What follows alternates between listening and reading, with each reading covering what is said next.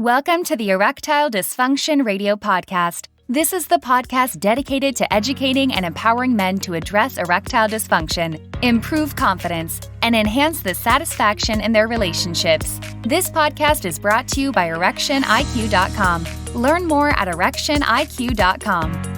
Welcome to the Erectile Dysfunction Radio Podcast.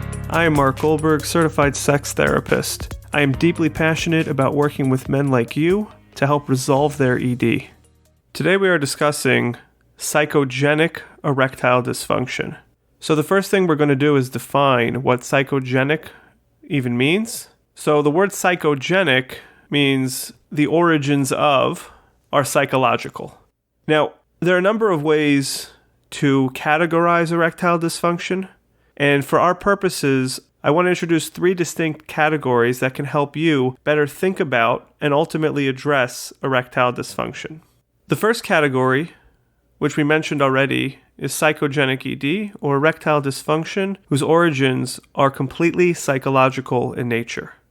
This type of erectile dysfunction accounts for about 10 to 20% of all cases of ED, which means, depending on other factors in your life, if you are generally young and healthy, there's a significant chance that you're experiencing psychogenic erectile dysfunction.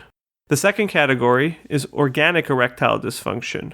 That means that there is a strong biological, neurogenic, or other medical basis to what is causing your erectile dysfunction. Currently, the working assumption is that all cases that are not psychogenic, meaning 80 to about 90% of all erectile dysfunction cases, are assumed to be organic in nature. There's also a third category, though, and that is the category which is a mix between psychogenic and organic factors. This mixed category probably accounts for the vast majority of cases, meaning that most cases are not purely psychogenic and they are not purely organic. There are factors from both that are contributing to your erectile dysfunction.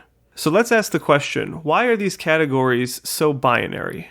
Why is it that we attribute 10 to 20% of erectile dysfunction to psychogenic causes and 80 to 90% of erectile dysfunction to organic causes, and there really is not any statistical numbers left for that mixed case?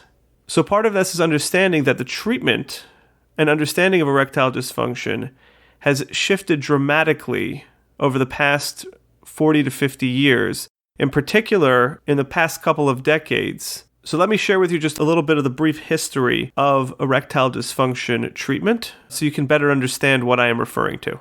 Erectile dysfunction for many, many years, certainly through the 50s, 60s, 70s, probably through most of the 80s, was considered to be a psychological condition. It was assumed that about 90% or more of cases of erectile dysfunction were of psychological origin. With the advent of medications that have proven to be very effective for treating erectile dysfunction, the thinking around erectile dysfunction shifted rather dramatically to assume that most cases, accounting to about 80 or 90%, are actually organically driven, with only a 10 to 20% now being considered psychological. The working assumption was that there must be a singular or binary cause, which continues to impact the way we think about erectile dysfunction to this day. However, a lot of medicine and mental health treatment are beginning to recognize and incorporate the need to understand things as not binary, but rather complex, understanding that the 90% swing that went from psychogenic to organic with the advent of Viagra is probably not a fair and true way of assessing and ultimately addressing erectile dysfunction. My working assumption is that almost every situation of erectile dysfunction involves components of your psychology that if it is not directly impacting your erections, it may still be impacting you.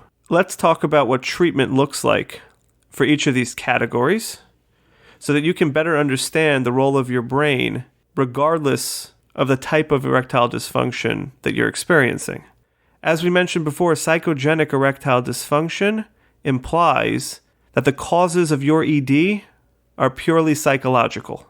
This most commonly occurs in younger men who are generally healthy. And in my experience in working with men who do have psychogenic erectile dysfunction, treatment can be rather quick and can yield positive results without having to use any medical interventions.